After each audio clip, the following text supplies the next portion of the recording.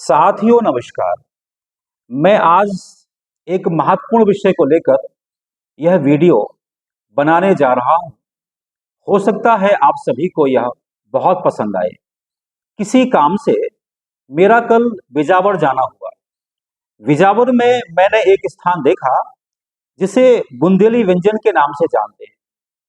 वहां पर श्री जितेंद्र वाजपेयी जी एक एक होटल को संचालित करते हैं जिसमें बुंदेली व्यंजनों को प्रमोट किया जाता है, हमारी संस्कृति को प्रमोट किया जाता है। वहाँ पर हमारे जो विभिन्न प्रकार के बुंदेली व्यंजन हैं, वो वहाँ पर खाने को मिलते हैं बड़े ही शुद्ध तरीके से। वहाँ विभिन्न प्रकार के अचार भी मिलते हैं। यह जो सारी बातें हैं, हम अनेक स्थानों पर और भी इस प्रकार से पा जाते हैं। किंतु जिस बात ने मुझे बहुत ज़्यादा प्रभावित किया, वह आप सभी के सामने है। मैंने देखा कि हमारा जो बुंदेलखंड का एक बहुत ही महत्वपूर्ण फल था जिसे महुआ कहते हैं, उससे विभिन्न प्रकार के व्यंजन बनाए जाते थे। लेकिन धीरे धीरे हमने हमारी बातों को प्रमोट नहीं किया, उन पर गौरव नहीं किया, और क्रमशः वो सारी की सारी हमारे जो व्यंजन है, हमारी सारी बातें हैं, वो क्रमशः विस्मृति में चले गई। मैंने देखा कि उन्होंने महुए से बहुत सुंदर व्यंजन तैयार किए थे, मिष्ठान तैयार किए थे, जो आप सबके सामने हैं। ये आप जो मिठाइयाँ देख रहे हैं, ये सब महुए से बनी हुई हैं। इसमें शक्कर का प्रयोग नहीं किया गया है, गुड़ का प्रयोग नहीं किया गया है। इसमें केवल घी और गाय का दूध का प्रयोग किया गया है, और 70% महुए का प्रयोग किया गया है। आप ये देख रहे हैं, इसे उन्होंने नाम दिया है, यह महुआ कतली है, यह महुआ का पेड़ा है, और यह शिलाजीत युक्त महुए का लड्डू है। हमने यह कल से लेकर के आज तक अनेक लोगों को यह खिलाए, और उनमें से अधिकांश लोग यह नहीं पता कर पाए कि ये क्या खा रहे हैं।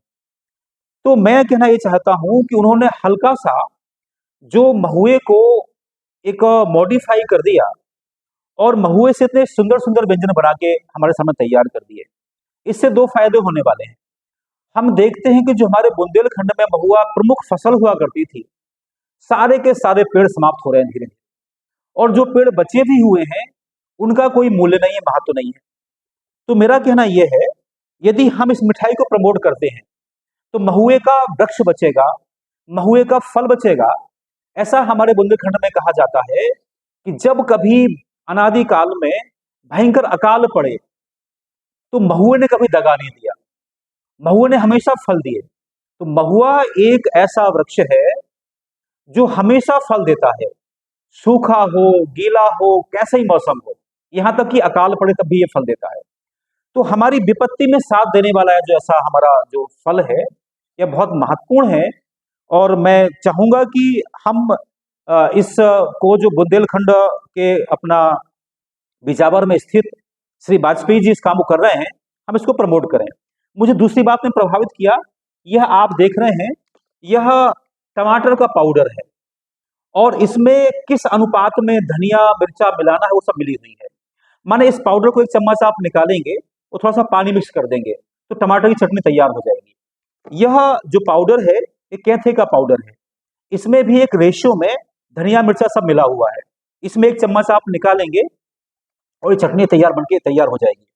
तो जो वाजपेयी जी के सारे काम हैं, वहां पर आप कढ़ी खाइए, बड़ा खाइए, और सारे बुंदेली व्यंजन खाइए, वो अच्छी बात है। लेकिन मैं पुनः कहता हूं, मुझे उनके जिस काम ने सर्वाधिक प्रभावित किया, वह है यह महुए से बनी हुई मिठाइयां। मैं आप सभी से अनुरोध करता हूं कि आप सभी लोग एक बार जरूर इसका टेस्ट लीजिए। मैं प्रयास करूंगा कि नौगांव में हम 8 दिन के लिए इसका एक स्टॉल लगाएं और सबको स्वाद कराएं। तो हो सकता है कि आपका भी इसमें एक इंटरेस्ट जागे, और जो हमारा जो महुए से बनने वाले डिशेज हैं, हमारे बुंदेलखंड में एक डूबरी करके एक डिश होती थी, माने महुए का हलवा। हमने आजकल के जो युवा पीढ़ी है उसको भुला दिया है। तो यदि हम जो डूबरी है उसको हम प्रमोट करते हैं, इस मिठाइयों को प्रमोट करते हैं, तो मुझे भरोसा है कि देश के किसी भी कोने का कोई व्यक्ति हो, या संसार के किसी कोने का कोई व्यक्ति हो, वह ऐसा हो ही नहीं सकता इस मिठाई की तारीफ ना करे। मैं पुनः कहता हूं, इसमें केवल केवल महुए का प्रयोग किया गया है, गाय के घी और दूध का प्रयोग किया गया है। इसमें शक्कर नहीं है, गुड़ नहीं है। तो इसे मानिए कि शुगर फ्री मिठाई है। जिनको शुगर है या अन्य प्रकार की समस्या है, वह इसको खा सकते हैं। यह न्यूट्रिएंट से भरपूर है। मैं आपसे अनुरोध करता हूं कि जो स्वाद मैंने लिया है, मैं चाहता हूं यह स्वाद सब लोग लें। और जो मैं पुनः पुनः कहता हूं, जो मुझे बहुत ज्यादा जिस बात ने मुझे अपील किया है, वो ये कि हमारे बुंदेलखंड की धरोहर जो बहुआ प्रजाति के जो वृक्ष हैं, वो नष्ट ना हो जाएं। उनके फल ऐसे हैं जो किसी भी प्रकार की विषम परिस्थिति में हमें फल देते हैं। तो मैं चाहूंगा कि आप लोग जरूर इस मिठाई को एक बार खाएं। मैंने कल से लेकर के आज तक लगभग 30 लोगों को इसका स्वाद चखाया है। उन 30 लोगों में से 4 ही 5 लोग ऐसे हैं जो पहचान पाए हैं कि मैं उनको क्या खिला रहा हूं। अधिकांश लोगों ने बता ही नहीं पाया कि वो खा क्या रहे हैं, और सभी ने कहा कि इस मिठाई बहुत ही स्वादिष्ट है। तो मैं एक बार पुनः कहता हूं कि आप इस मिठाई को प्रमोट करिए। और मैं वाजपेयी जी को धन्यवाद दूंगा, जो जितेंद्र वाजपेयी जी बिजावर में काम कर रहे हैं बुंदेली बुंदेली व्यंजन के माध्यम से, वह धन्यवाद के पात्र हैं। और हम सब लोग ऐसे काम का सपोर्ट करें तो हमारा महुआ बचेगा, हमारी संस्कृति बचेगी। मैं इसी अपील के साथ अपनी बात पूरी करता हूँ। ओम शांति।